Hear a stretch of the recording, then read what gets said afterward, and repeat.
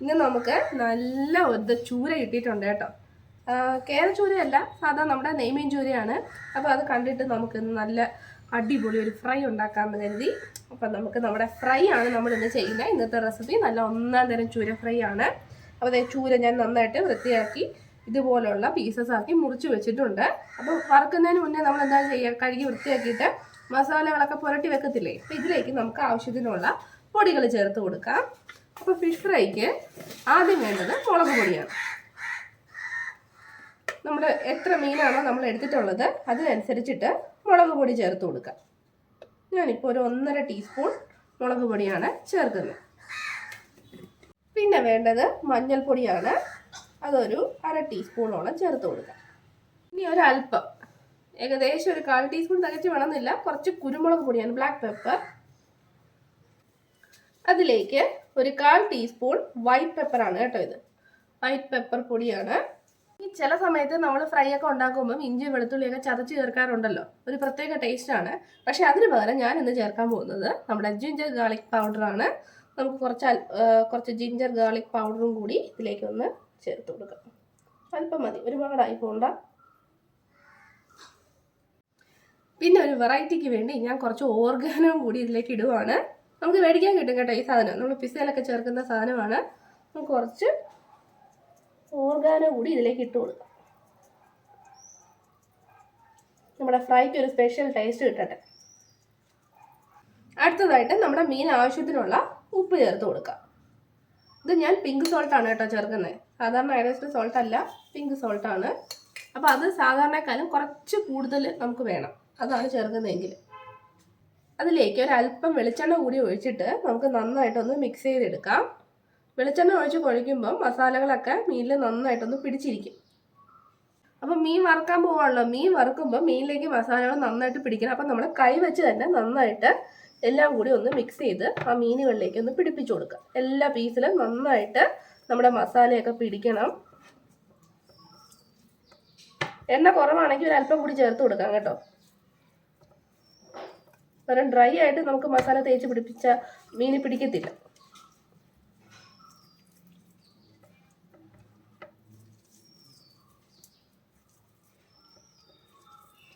ഞാൻ കുറച്ച് എണ്ണ കൂടി ഇതിലേക്ക് ഒഴിച്ചു കൊടുക്കുവാണ്.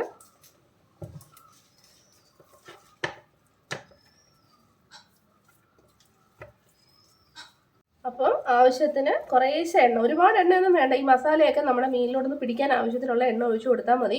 കാരണം എണ്ണ ഒഴിച്ചാൽ നല്ല കൃത്യമായിട്ട് അതിനകത്ത് പിടിച്ചിരിക്കും മസാല. നമ്മൾ വെള്ളം ഒഴിച്ചൊക്കെ മിക്സ് ചെയ്യുവാണെങ്കിൽ, കുറച്ച് വെള്ളമൊക്കെ ഒഴിച്ച് ചിലപ്പോൾ മിക്സ് ചെയ്യാറുണ്ട്, അങ്ങനെ ചെയ്യുമ്പം അധികം മസാല അതിലോട്ട് പിടിക്കുമെന്ന് എനിക്ക് തോന്നുന്നില്ല.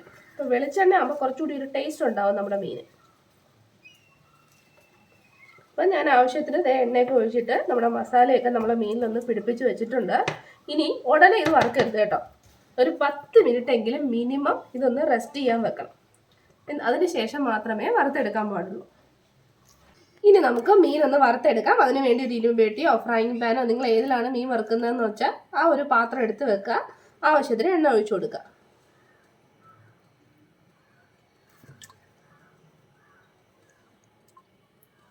നന്നായിട്ട് വറുത്തെടുക്കാം. എണ്ണ നന്നായിട്ട് ചൂടായതിന് ശേഷം മാത്രമേ മീനിട്ട് കൊടുക്കാം കേട്ടോ, അല്ലെങ്കിൽ അത് അടി പിടിക്കും.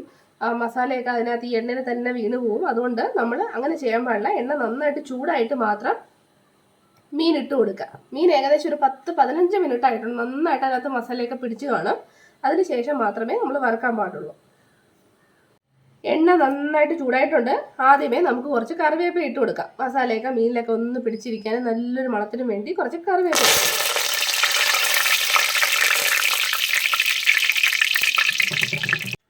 ഇനി നമുക്ക് മീൻ ഇട്ട് കൊടുക്കാം. നമ്മൾ മീൻ വറുക്കുന്ന സമയത്ത് ഒരിക്കലും ലോ ഫ്ലെയിമിൽ ഇട്ടിട്ട് വറുക്കരുത് കേട്ടോ. എന്ത് സാധനം വറുത്താലും ഒരിക്കലും ലോ ഫ്ലെയിമിൽ ഇട്ട് ചെയ്യരുത്. കാരണം ഭയങ്കരമായിട്ട് അത് എണ്ണ കുടിക്കും. അപ്പോൾ കൂടെ നിൽക്കണം. നമ്മൾ ആ ഒരു ഇച്ചിരി തീയൊക്കെ കൂട്ടി വെച്ചിട്ട് നന്നായിട്ട് എണ്ണയിലിട്ടൊന്ന് വറുത്തെടുക്കാം. ഒരുപാട് കരിഞ്ഞു പോകരുത്, ആ മീനിൻ്റെ ടേസ്റ്റ് പോകും. കറക്റ്റ് രീതിയിൽ തന്നെ വറുത്തെടുക്കാം.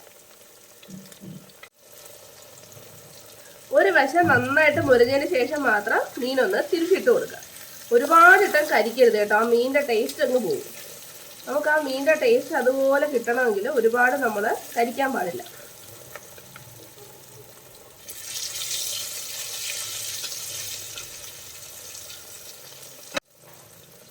നന്നായിട്ട് മുരിഞ്ഞിട്ടുണ്ട്. നമുക്കിനി കോരിയെടുക്കാം.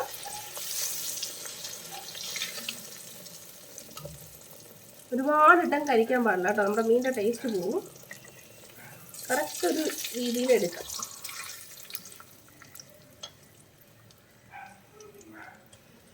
നമുക്ക് ബാക്കിയുള്ള മീനും കൂടി ഇതുപോലെ വറുത്തെടുക്കാം.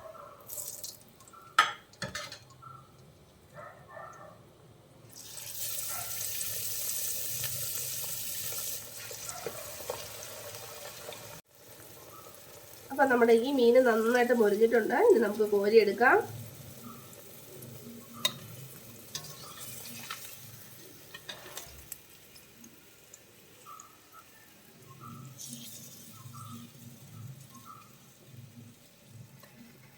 അപ്പം നമ്മളിതേ മീനൊക്കെ നന്നായിട്ട് വറുത്തെടുത്തിട്ടുണ്ട്. അപ്പം ഇന്നത്തെ നമ്മുടെ ചൂര ഫ്രൈ തയ്യാറായിട്ടുണ്ട്. ഈ വറുത്തതിന് ശേഷമുള്ള ഭയങ്കര മണമാണ്, ഒരു പ്രത്യേക മണമാണ്. നമ്മുടെ ഇട്ട മസാലകളുടെയൊക്കെ ഒരു പ്രത്യേക മണം അടിക്കുന്നുണ്ട്. ഒരു കഷ്ണവും കുറച്ച് പുളിശ്ശേരി ഉണ്ടെങ്കിൽ നമുക്ക് ഒരു പാത്രം ചോറ് തിന്നാം കേട്ടോ. കിഡിലൻ ടേസ്റ്റിൽ നമുക്കൊരു ഫിഷ് ഫ്രൈ തയ്യാറായിട്ടുണ്ട്. നമുക്ക് ഇതിൻ്റെ മുകളിലേക്ക് ഒന്ന് ഡെക്കറേറ്റ് ചെയ്യാം. നമുക്ക് കുറച്ച് സവാള അരിഞ്ഞതൊക്കെ അതിൻ്റെ മുകളിലേക്ക് ഒന്ന് വെച്ച് കൊടുക്കാം.